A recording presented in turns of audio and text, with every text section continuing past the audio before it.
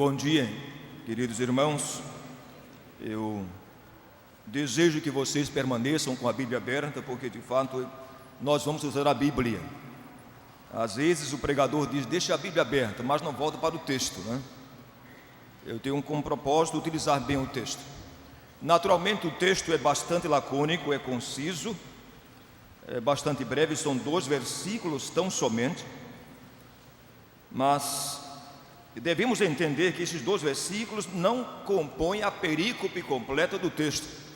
Esses 2 versículos parecem isolados do texto, porque o que leva a lume Paulo dizer isso é toda a compreensão dele do capítulo 1 ao capítulo 3, o que vamos escrutinar dentro do tempo que nos for viável e possível. Portanto, deixe a sua Bíblia aberta no texto aludido que foi lido aqui, de 1 Coríntios capítulo 3, versículos 16 e 17. O que Paulo está tratando aqui é a natureza do sagrado. Então vamos estudar o sagrado na compreensão e na teologia paulina. É bom entender isso. Qual a compreensão do sagrado que a igreja possui? Será que a compreensão do sagrado que eu tenho hoje como igreja é a compreensão do sagrado que existia na igreja primitiva? Vamos tratar disso. Isso é muito importante entender, a natureza do sagrado. Para isso vamos orar então. Eu quero pregar nesta manhã, como sempre eu faço, de forma quase como um conversar, de forma professoral, e explicando o texto à luz da Bíblia, da teologia, do contexto histórico, sociopolítico, espiritual do texto, e assim por diante, olhando todas as matizes e nuances do texto. Mas vamos conversar com Deus, porque senão, se sem unção, o texto vira discurso, vira a homilia do padre Antônio Vieira, ou senão o discurso de Rui Barbosa em Oração aos Moços, 1919, na Faculdade de São Francisco, São Paulo. Vamos orar. Nosso Pai Celeste, o coral já cantou algumas vezes, a igreja também participou com cânticos congregacionais, houve um momento do ofertório, um momento contricional, e agora chegamos, Senhor, segundo a teologia e a liturgia reformada, ao ápice do culto, ao ponto mais alto do culto, que é a exposição das Sagradas Escrituras, no melhor sentido da teologia reformada e evangélica. Portanto, Senhor, prepara-nos para ouvir a Tua voz e a Tua palavra, não por causa da relevância do pregador, seja ele quem for, mas por causa da relevância da Tua palavra, porque Deus não tem compromisso com a religião, Deus não tem compromisso com a instituição, Deus tem compromisso com a Sua palavra, e é isso que nós nunca devemos esquecer, nem nos olvidar em nenhum momento, o compromisso de Deus com a Sua palavra. E nossa oração, Senhor, é que o Teu bom Espírito Santo, que inspirou o texto sagrado, seja o mesmo Espírito a iluminar mentes e corações, de tal forma que a Tua palavra encontre eco, guarida e ressonância em cada vida. Nós oramos, mercê de Deus, em o nome do Senhor Jesus Cristo, o Senhor da igreja. Amém.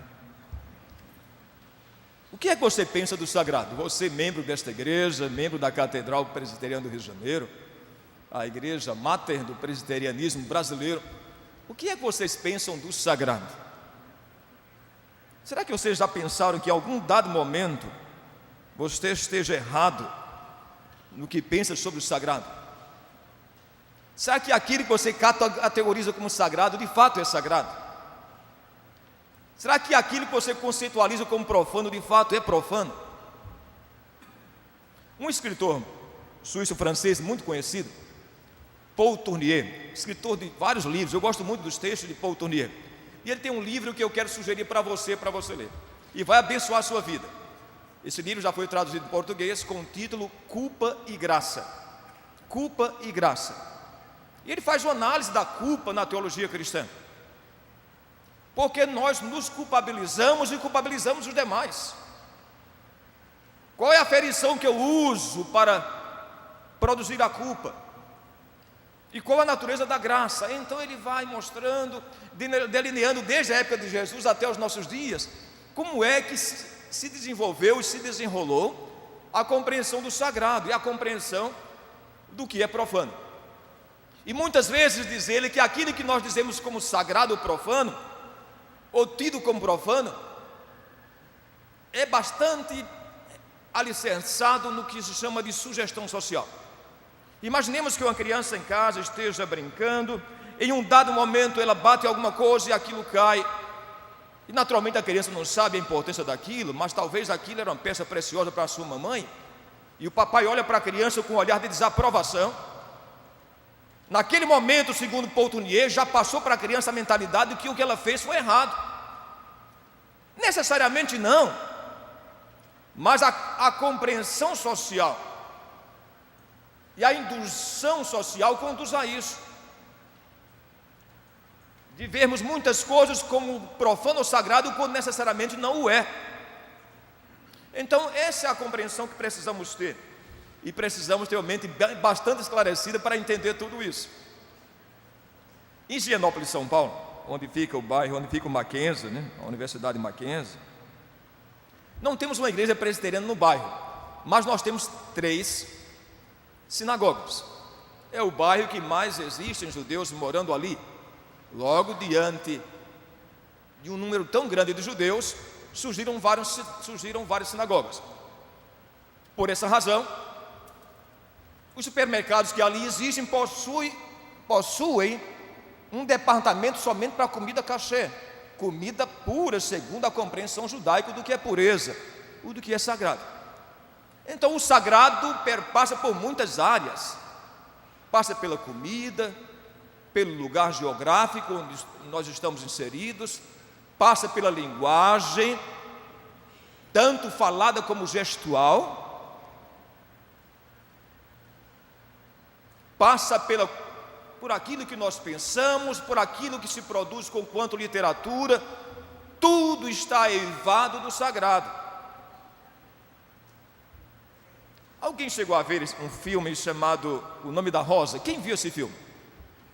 Eu acho que várias pessoas. Eu sou filmólatra, no bom sentido, tá bom?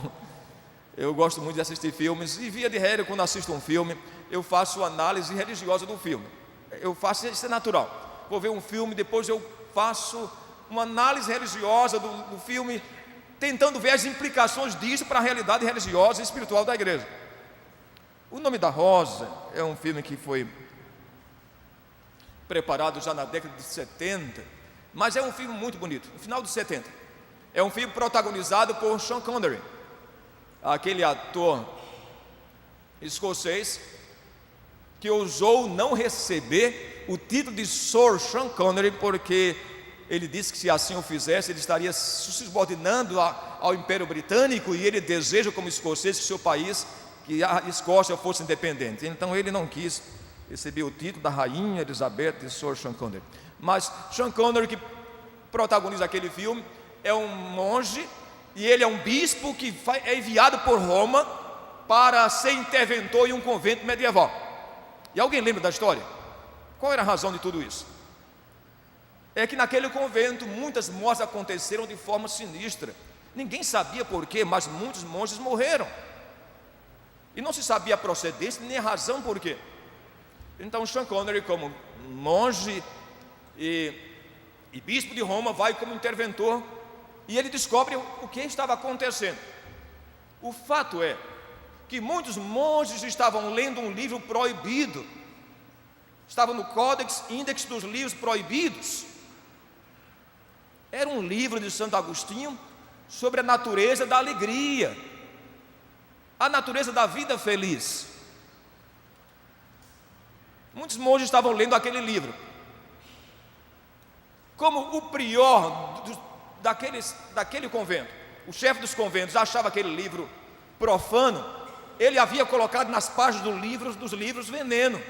Então toda pessoa que passava a língua e passava as páginas para ler, eram envenenadas e morriam.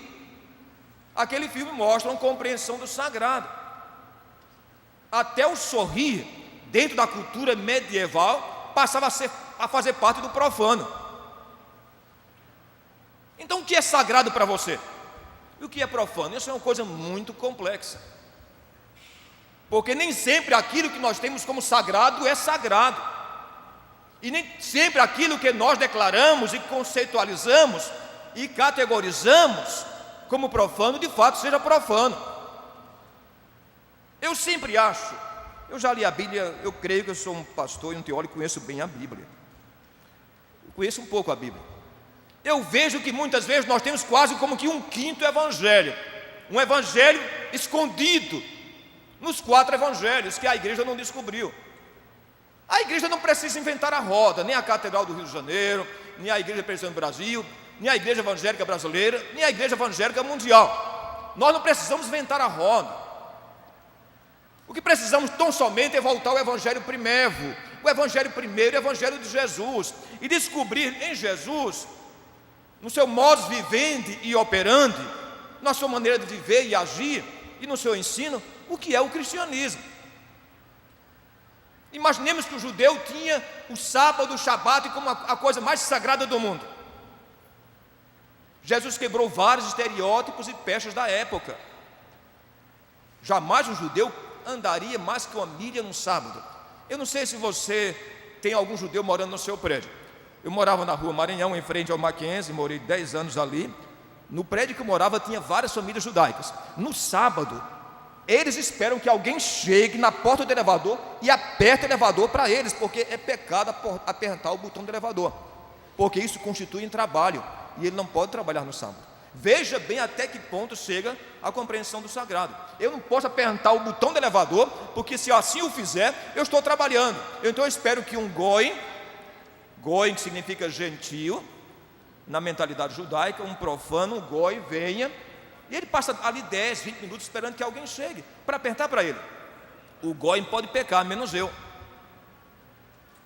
Vejam bem como é complexa a natureza do sagrado. Jesus vem e faz curas, prodígios e sinais no shabat. Os judeus ficam irados com ele. Ele não pode ser o Messias, ele quebra a lei. Ele está curando no sábado, não pode fazer isso. E Jesus os chama de hipócritas. Se o jumentinho de vocês cair no barranco, no shabat, vocês não vão tirar? Ou vocês vão esperar pelo dia seguinte?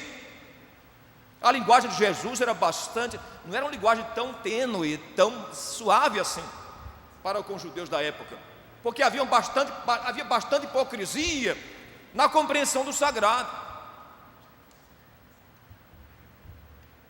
Sabe que algumas vezes eu acho que, algumas vezes não, sempre acho, que a igreja herdou muito da compreensão farisaica dos dias de Jesus. Não conseguiu livrar-se, desvencilhar-se completamente. Só é ver a compreensão de pecados na nossa igreja. Já viu alguém numa igreja evangélica ser disciplinado pela igreja porque não pagou imposto de renda? Já ouvi alguém na igreja evangélica ser disciplinado por um conselho ou por alguma igreja porque é um mentiroso quanto mais? Porque é cruel, desumano, intratável? Não, porque nada disso é pecado. O único pecado da ética protestante é o adultério. Sabe por quê? Porque a nossa compreensão de pecado é tridentina. Quer queiramos que não, o Concílio de Trento, 1546 a 1563, que categorizou os pecados imortais e veniais, pecados leves e pecados pesados. Essa compreensão influenciou o protestantismo da época também.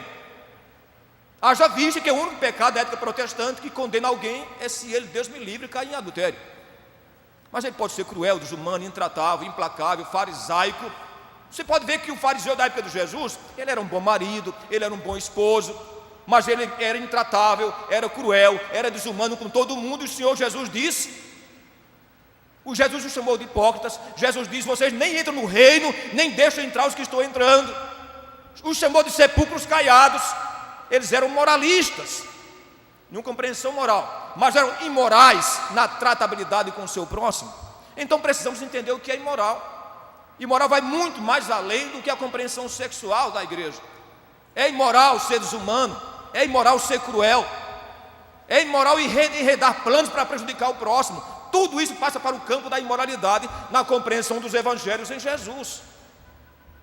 Se você vê as imprecações religiosas de Jesus em Mateus capítulo 23, não vou ler com você agora não, lê em casa.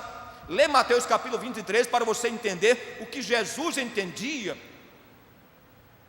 da teologia farisaica. Era um grande pecado quebrar o sábado, mas não era pecado condenar Maria Madalena, condenar Zaqueu, a prostituta.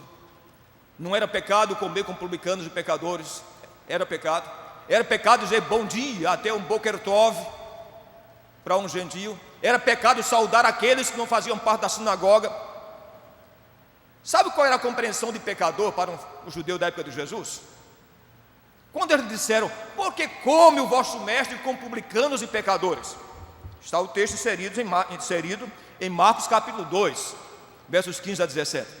Porque come o vosso mestre com publicanos e pecadores. Sabe qual era a compreensão de pecador para um judeu? Pecador eram aqueles que não faziam parte da vida sinagogal. Era um indivíduo, era um cara que não ia para a igreja. Era aquele indivíduo que não ia no Shabat para a sinagoga. Ele era tido como pecador, como profano.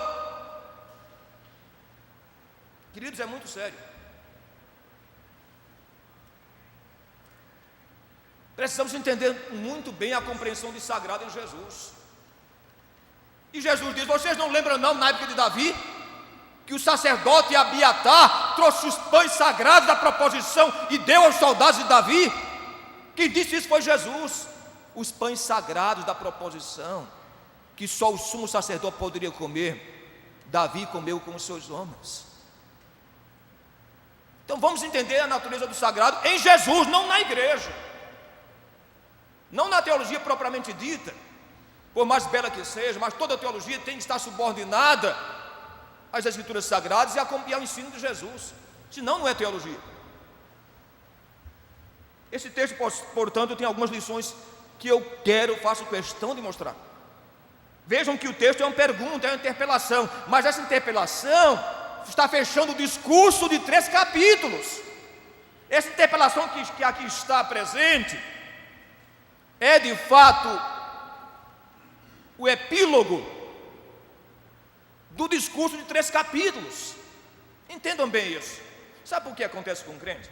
O crente está lendo a Bíblia hoje, e a Bíblia está totalmente dividida em capítulos, versículos e subtítulos, títulos e subtítulos, e ele acha que quem escreveu isso foi Paulo.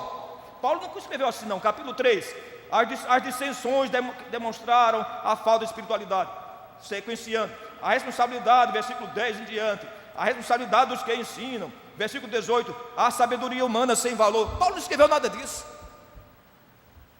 A Bíblia não era dividida em capítulos e em versículos na época de Paulo.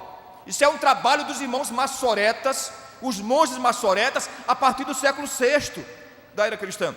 Eles é que dividiram a Bíblia em capítulos e versículos. Então há que se entender que esse texto não é a perícope toda do texto.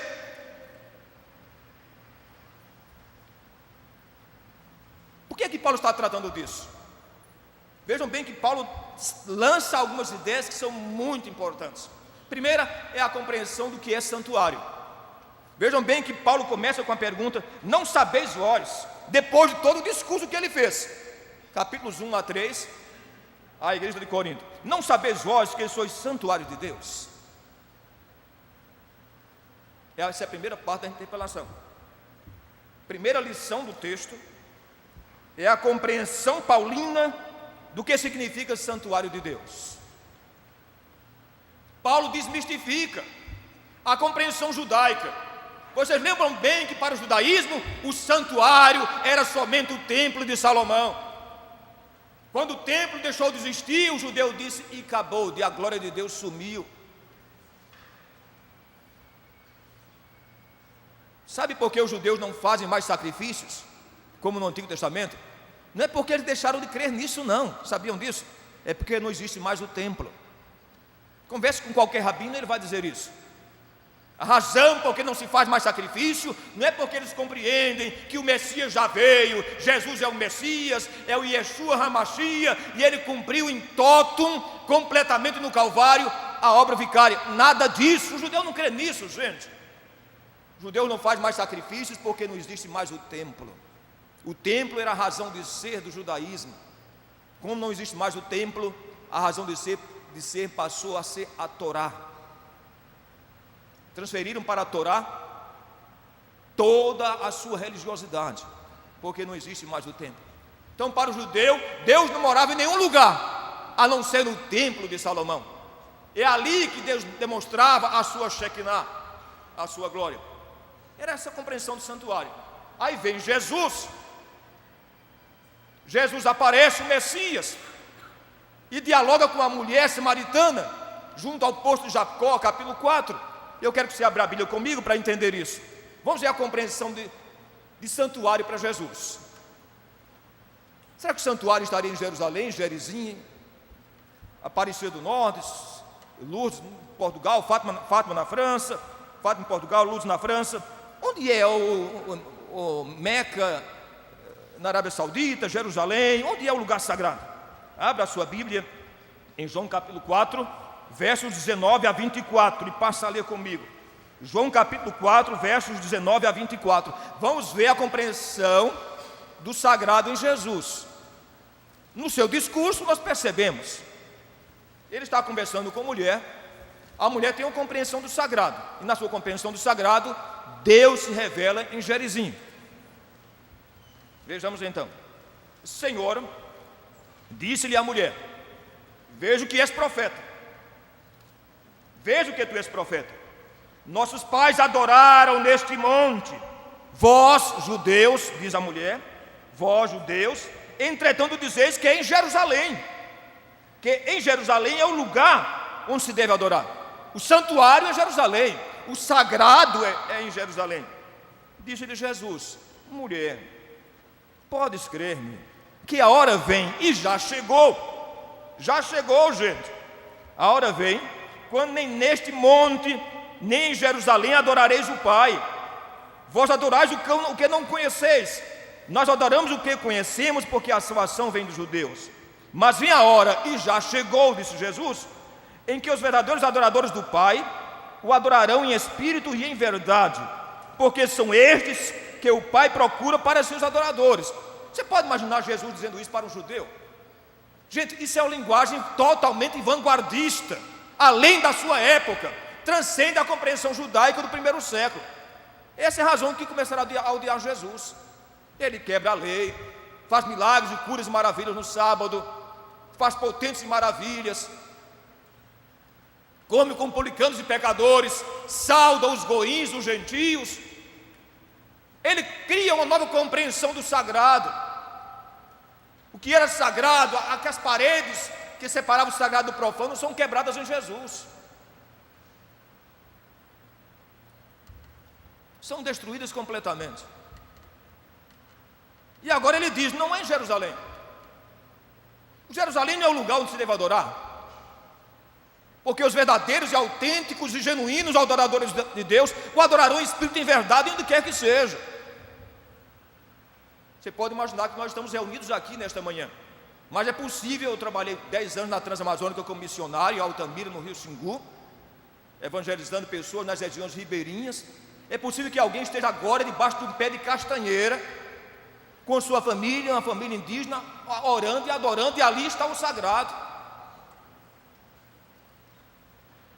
O santuário é em qualquer lugar onde Deus seja invocado. Jesus diz isso: onde estiver 2 ou 3 reunidos em meu nome, eu ali estou presente.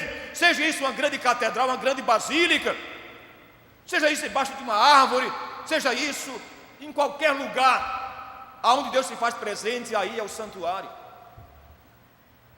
Então a compreensão do santuário em Paulo é revolucionária para a época. Lembremos vocês devem estar lembrados que muitos dos cristãos eram judeus convertidos. E Paulo dizia: olha, agora nós adoramos a Deus em qualquer lugar, não é mais em Jerusalém. Deus tem um plano, e nesse plano Deus insercionou os gentios. Deus derrubou a parede de separação que estava no meio, diz Paulo em Efésios capítulo 2. A parede de separação entre os judeus e os gentios foi quebrada, foi diluída. Não existe mais, só existe um só povo. Não existe um povo de Deus. E Paulo diz claramente isso de forma inconteste e iniludível em Gálatas 3:28, porque ele diz que agora não há mais judeu, nem gentio, nem homem, nem mulher, nem escravo, nem cita, porque todos vós sois um em Cristo Jesus. Então essa é a primeira grande lição do texto. é entendermos de fato, na compreensão de Paulo, que os verdadeiros cristãos constituem-se santuário de Deus. Nós vamos chegar à última lição para entender o que Paulo quis dizer. Mas essa é a primeira lição que Paulo lança âncora e alicerce. Vocês são santuários de Deus. Não é mais o templo de Salomão. Por mais belo que seja o templo, a catedral, uma obra suntuosa, construída na época de um pastor que foi tão importante para a história dessa igreja, reverendo Matatias.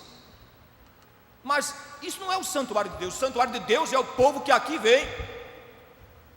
O santuário de Deus é a igreja, da qual faz parte dela os escolhidos de Deus, eleitos de Deus, de todos os povos, tribos, línguas e nações. Esse é o santuário de Deus. O santuário de Deus são todos aqueles que foram chamados e eleitos desde os tempos eternos para servi-lo e servir ao Senhor, eleitos por Deus para a vida eterna, para a salvação, oriundos de todos os povos, tribos, línguas e nações. Então esqueça essa compreensão de que há um lugar especificamente sagrado. Esqueça de que Deus está preocupado com um dia só. Senão nós vamos ser santos domingo e profanos durante a semana. Não adianta sermos ateus práticos e cristãos teóricos. Eu não posso ser sagrado quando venho à igreja no domingo e de segunda a sexta-feira viver profanamente. Não teria o mínimo sentido disso. Tem a primeira grande lição que nós podemos ver, é que Paulo agora lança alicerce de que a igreja de Corinto, a comunidade, era de fato o santuário de Deus, não mais um templo específico. Segunda grande lição que vamos perceber no texto é que Paulo diz que, como santuário de Deus, vocês também são habitados pelo Espírito Santo. Vejamos que a segunda lição do texto, da pergunta, a primeira parte da interpelação é: vocês não sabem que vocês são santuário de Deus? Segunda parte da interpelação: e que o santuário de Deus e que o Espírito de Deus habita em vós. Lembram vocês que a presença do Espírito Santo no Antigo Testamento não era de habitação, era de visitação.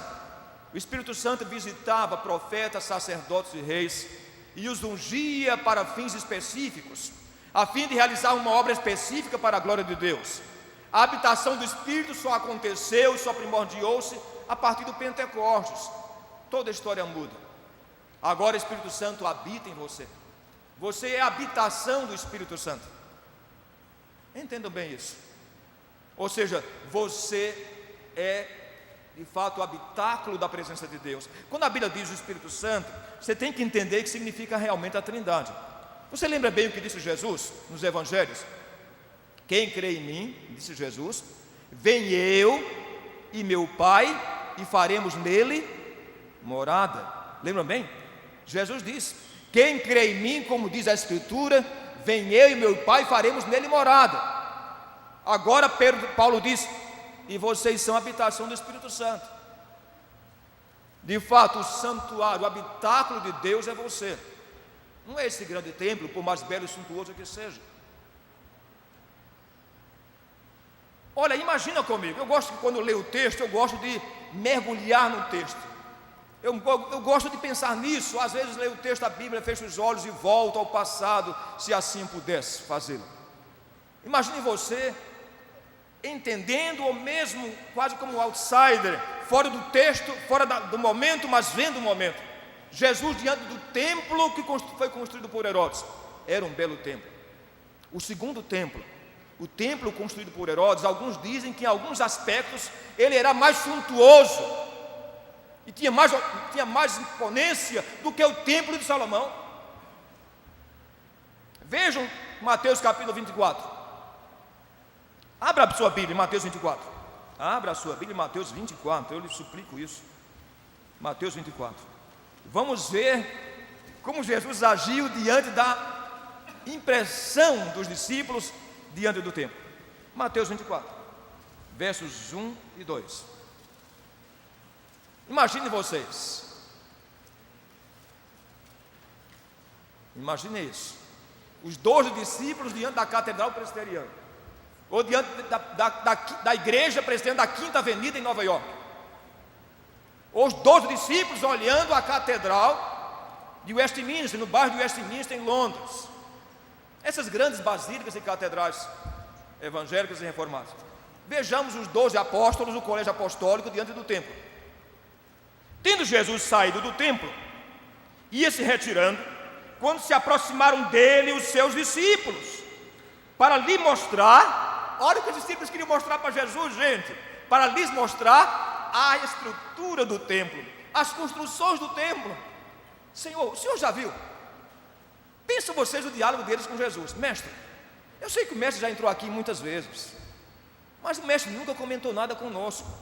Mestre, fala alguma coisa. O que é que o senhor acha desse templo? É maravilhoso esse templo aqui, né? Olha que construção.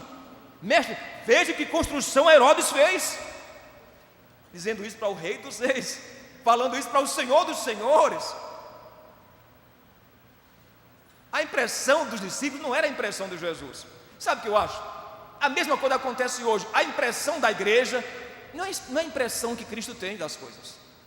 A impressão que a igreja tem do momento histórico, a leitura que a igreja faz do mundo não é a leitura que Cristo faz. Esse é o problema. A leitura que a igreja faz muitas vezes do sagrado e do profano não é a leitura que Cristo faria. Então vamos ver a resposta de Jesus. Ele, porém, lhes disse: não vedes tudo isso? Não vedes tudo isto? Tudo isto o quê? Esse belo templo. Passaram-se 46 anos para terminar o templo de Herodes. Não vedes tudo isto? Em verdade vos digo que não ficará aqui pedra sobre pedra que não seja derribada. Isso aconteceu. E não precisou tanto tempo. No ano 70 da era cristã, veio o general Tito Vespasiano, matou 1 milhão de judeus, queimou o templo, destruiu o templo, e Israel deixou de existir como nação. Passaram-se quase 2.000 anos para voltar a ser nação de novo. Só voltou a ser nação no dia 14 de maio de 1948, por um decreto criado pela ONU, Organização das Nações Unidas, criando o novo Estado de Israel. Então, queridos, é a segunda lição que vemos no texto, é que agora não somente a igreja gentílica, os cristãos de Corinto eram e constituíam-se o santuário de Deus, mas Paulo lança ancoradouro para um segundo alicerce fundamental e sine qua non para a teologia cristã, é que todos os verdadeiros cristãos são habitados pelo Espírito Santo. Paulo defende essa teologia, não somente aqui, mas também na sua missiva aos romanos. Paulo diz aos romanos: se alguém não tem o Espírito de Cristo, esse tal não é dele. Romanos 8:9. Paulo sequencia aos romanos: porque todos vós, irmãos, que sois guiados pelo Espírito de Deus, sois filhos de Deus. Em Romanos 8:17, Paulo continua: o Espírito Santo testifica com o nosso espírito que somos filhos de Deus. Então Paulo defende essa teologia de que você é habitáculo do Espírito Santo, de que se você não tem o Espírito Santo, você não pertence a Deus, você não pertence a Ele. E essa é a segunda grande lição. A habitação de Deus não é esse templo. A habitação de Deus, o santuário de Deus é você. São os crentes que comungam e aqui participam da igreja. Essa é a igreja de Cristo. As igrejas representadas, as igrejas cristãs localizadas, as congregações locais espalhadas pelo mundo todo, os templos, são lugares onde as pessoas vêm para adorar a Deus. Mas quando Cristo vier, quando acontecer o arrebatamento da igreja, quando houver novos céus e nova terra, com certeza absoluta a Catedral Presbiteriana não vai estar no reino dos céus, nem a igreja da Quinta Avenida em Nova York, nem a igreja do Westminster. A igreja que vai para os céus é a igreja dos remidos, são vocês que foram lavados pelo sangue de Jesus. É muito importante entender isso. Eu era pastor da mocidade, fui pastor dos jovens por 5 anos na primeira igreja de São Paulo.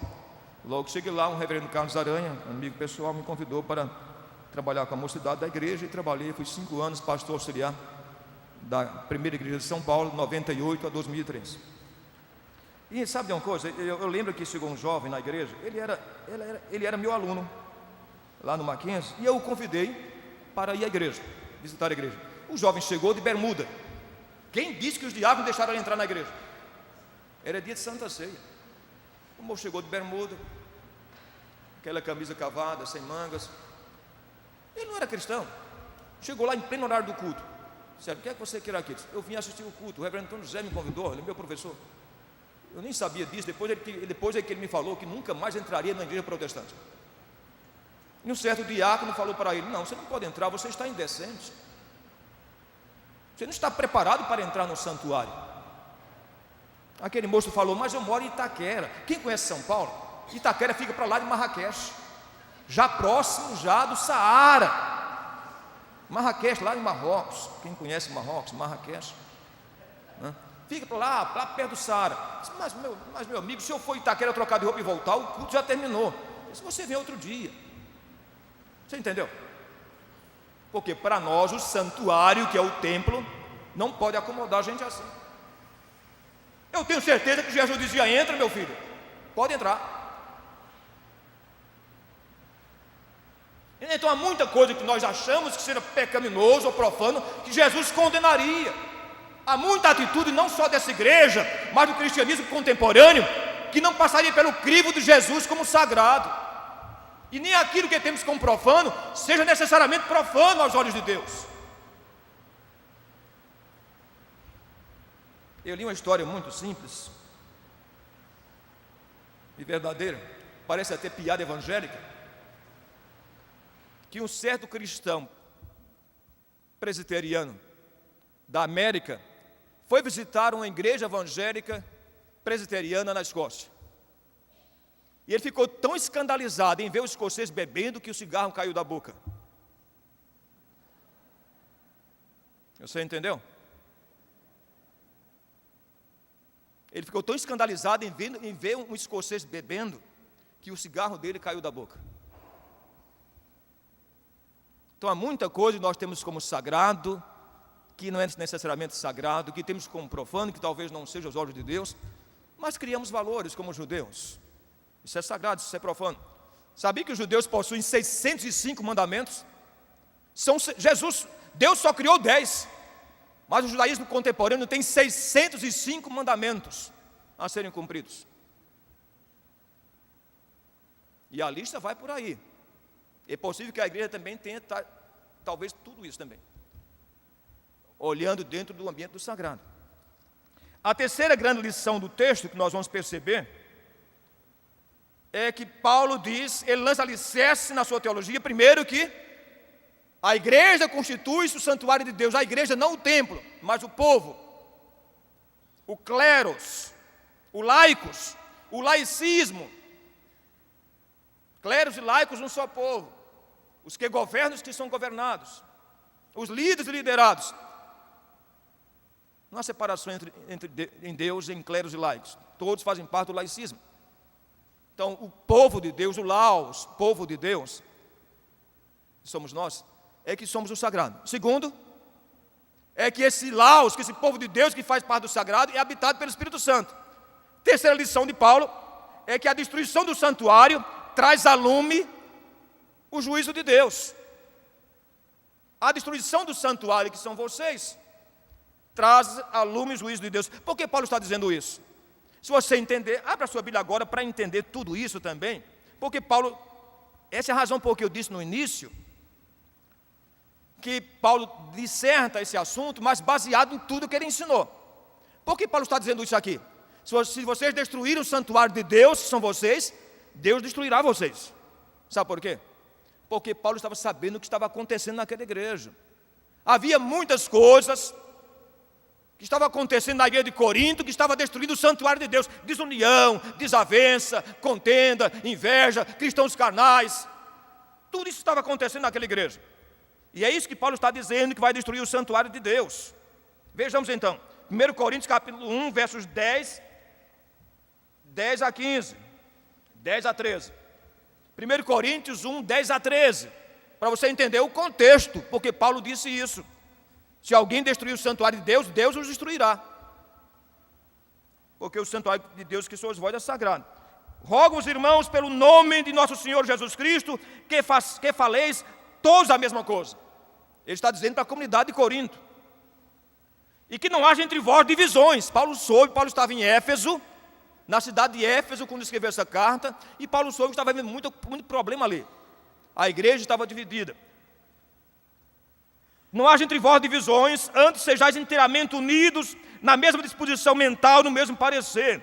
Pois, a vosso respeito, meus irmãos, fui informado, olha o que Paulo está dizendo, eu fui informado, vocês que são o santuário de Deus, eu fui informado pela casa de Cloé, de que há contenda entre vocês. Refiro-me ao fato de que cada um de vocês dizem, eu sou de Paulo, outro diz eu sou de Apolo, e eu de Cefas, e eu de Cristo. Acaso está Cristo dividido, irmãos? Foi Paulo crucificado em favor de vocês? Ou fosse porventura batizados em nome de Paulo? E Paulo continua no seu discurso. Então Paulo está mostrando que há coisas que podem destruir o santuário de Deus. Por exemplo, a divisão, o espírito faccioso, a contenda. Paulo continua o seu discurso. E vamos ver outra coisa, que poderia destruir o santuário de Deus, é que havia irmãos daquela igreja, levando outros irmãos ao tribunal comum. Olha o que o texto está dizendo. Abra a sua Bíblia, deixa a Bíblia aberta, 1 Coríntios 3, o que Paulo está dizendo, tá bom? Versículo de 1 a 4. Vamos ler então. Eu, porém, irmãos, não vos pude falar como a espirituais, e sim como a carnais, como a crianças em Cristo. Leite vos dei de beber, não vos dei alimento sólido, porque ainda não podias suportá-lo, nem ainda agora o podeis, porque ainda sois carnais. Porquanto havendo entre vós ciúmes e contendas, não é assim que sois carnais, e ainda andais segundo o homem? Quando, pois, alguém diz eu sou de Paulo, e outro eu de Apolo, não é evidente que andais segundo a carne? Estão vendo aqui? Vejam bem o que Paulo diz aqui, 1 Coríntios capítulo 6, de 1 a 5. Leia comigo, de 1 a 5. 1 Coríntios 6, de 1 a 5, deixa a Bíblia aberta. Tudo isso faz parte do que Paulo chama agora de profano, que poderia destruir o santuário de Deus, que era a igreja. Aventura-se algum de vós, tendo questão contra outro, o submetê-lo a juízo perante os injustos, e não perante os santos? Ou não sabeis que os santos hão de julgar o mundo? Ora, se o mundo deverá ser julgado por vós, sois acaso indignos de julgar as coisas mínimas? Não sabeis que havemos de julgar os próprios anjos? Quanto mais as coisas desta vida. Entretanto, vós, quando tendes a julgar negócios terrenos, constituís um tribunal daqueles que não têm nenhuma aceitação na igreja. Para vergonha vos digo, não há porventura nem ao menos um sábio entre vocês que possa julgar no meio da irmandade? Então tudo isso é que traduz o pano de fundo teológico, histórico para entender o discurso de Paulo, do texto que foi usado como texto para a homilia, para a pregação desta manhã. Não sabem vocês que vocês são o santuário de Deus, que o Espírito de Deus habita em vocês, e se alguém destruir o santuário de Deus, Deus vai destruí-lo, porque o santuário que são vocês é sagrado. Paulo está dizendo isso dentro desse contexto das desavenças, discórdias, desuniões, porfias, todos esses problemas que poderiam destruir a igreja, todas essas situações adversas, que podiam ser utilizadas pelo próprio arqui-inimigo de nossas almas, o diabo, para destruir o santuário de Deus. Sabe de uma coisa? A igreja e eu e cada um de vocês temos que entender que o único compromisso que Deus tem é com a sua palavra. Há um texto que nós não vamos ler, eu estou olhando para o templo, porque eu gosto de escrutinar o texto até o máximo possível das lições do texto. E o tempo não nos permite. Mas eu quero que você abra comigo, porque eu quero que saímos daqui hoje abençoados com a palavra de Deus, tendo um batismo de unção na Escritura Sagrada. Eu quero que você abra a Bíblia em Jeremias 7, 1-7. Quero que você leia a Bíblia hoje como nunca leu em janeiro. Esteve de férias aí, alguns talvez deram férias até para a leitura bíblica. Quero que saia daqui abençoado, profusamente abençoado pela palavra. Jeremias 7, 1-7. Então vamos imaginar, se a igreja, o templo é que é o santuário de Deus, se o templo for destruído, Deus não tem mais compromisso com a igreja. Imaginemos o que aconteceu na época de Jeremias. O judeu se ufanava de que Deus necessariamente tinha que estar com eles, porque o templo estava ali. Olha a teologia de Jeremias. Ajuda muito para entender, como pano de fundo teológico, histórico, para entender o texto de Paulo. Palavra que da parte do Senhor, Jeremias 7, 1-7.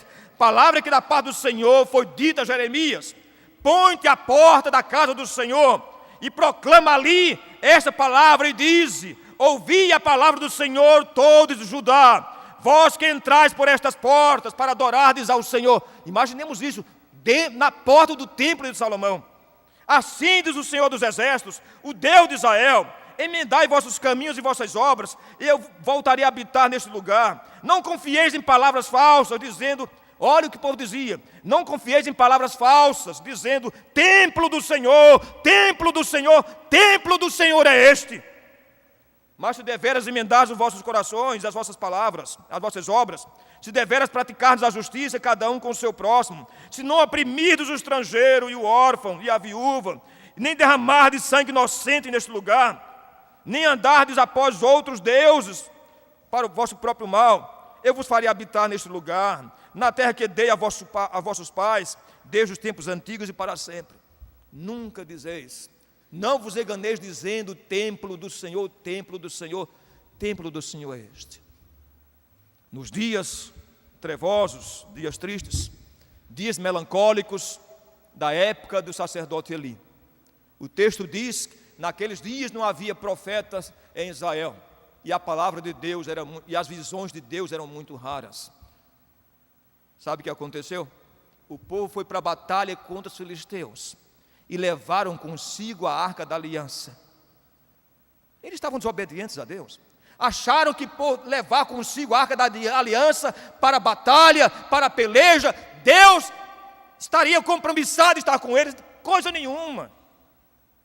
Coisa nenhuma. Levaram a arca da aliança, a arca foi tomada e foi conduzida para o templo de Dagon. E quando Eli soube disso, que a arca de Deus foi tomada, Eli caiu e morreu, o profeta, o sacerdote. A arca de Deus foi tomada e conduzida para a terra dos filisteus. A arca de Deus continua sendo sempre tomada quando achamos que a nossa religiosidade substitui a compreensão da verdadeira sacralidade. Então, queridos, entenda bem isso. Eu creio que faz muito bem lembrar as palavras ditas pelo anjo de Deus à igreja de Éfeso. Estas coisas diz aquele que passeia no meio dos candeeiros de ouro. Eu conheço a igreja de Éfeso, as tuas obras e a tua perseverança. Eu tenho, porém, contra ti que abandonaste o teu primeiro amor. Lembra-te e arrepende-te, porque senão eu venho e moverei de ti o teu candeeiro. Você pode imaginar que onde nasceu o cristianismo não existe mais cristão? Deus moveu o candeeiro da graça dele, porque Deus não tem compromisso com o lugar, com o templo, com a igreja, com instituição. Deus não tem compromisso com Jerusalém, necessariamente não, nem com o monte sagrado que está lá onde era o templo. Deus não tem compromisso. Deus tem compromisso com Ele mesmo e com sua palavra. Deus retirou o candeeiro do Mediterrâneo. A Palestina foi o nascedouro do cristianismo. Só existem muçulmanos lá hoje.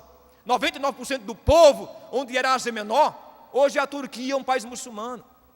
O candeeiro foi movido para a Europa. A Europa está para lá de Bagdá, para lá de Marrakech, em compromisso. Está caindo o protestantismo e o cristianismo na Europa. A Europa está vivendo uma era pós-cristã, parecendo a melodia e o samba enredo de Paulinho da Viola. Foi um rio que passou em minha vida e o meu coração se deixou levar.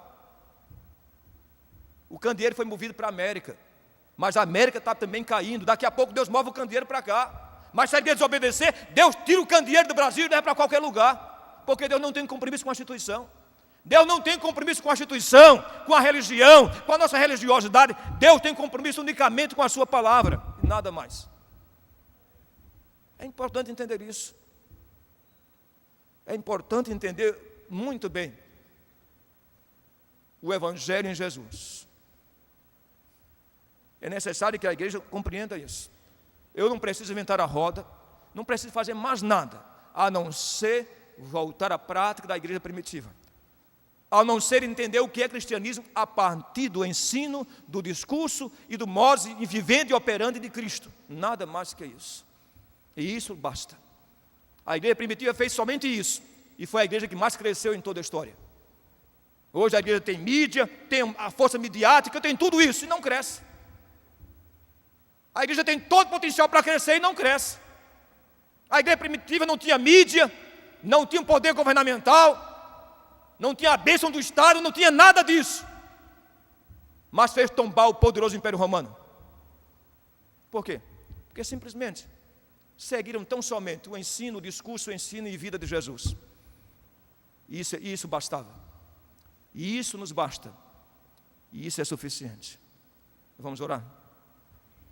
Nosso Pai Celeste, Senhor, vivemos em dias tão difíceis para o cristianismo. Muitas vezes o próprio cristianismo se perde em saber o que é sagrado e o que é profano. E muitas vezes, Senhor, aquilo que chamamos como profano necessariamente não seja aos teus olhos. E é possível também, Senhor, que muitas vezes aquilo que chamamos de sagrado não seja sagrado aos olhos de Deus. Portanto, Senhor, dá-nos sabedoria para julgar qualquer coisa à luz tão somente do discurso, vida e ensino de Jesus e nada mais que isso. Abençoa-nos, Senhor, como igreja, porque nós aqui, teus servos que aqui nos encontramos reunidos, esse povo que aqui está presente, é de fato a igreja do Senhor Jesus, santuário de Deus, habitáculo do Espírito Santo. E não permita, Senhor, que nada possa destruir esse santuário de Deus, nem contendas, nem porfias, nem discussões, nem espírito faccioso. Não permite que nada possa destruir o santuário de Deus, que é a igreja de Cristo, lavada, comprada e remida pelo seu precioso sangue. Abençoa cada um de nós, Senhor, e dá-nos sempre a tua graça, unção e bênção, para fazermos uma leitura histórica do momento presente e sermos de fato uma igreja relevante para o mundo contemporâneo. Em o nome do Senhor Jesus Cristo, o Senhor da igreja. Amém, Jesus. Amém.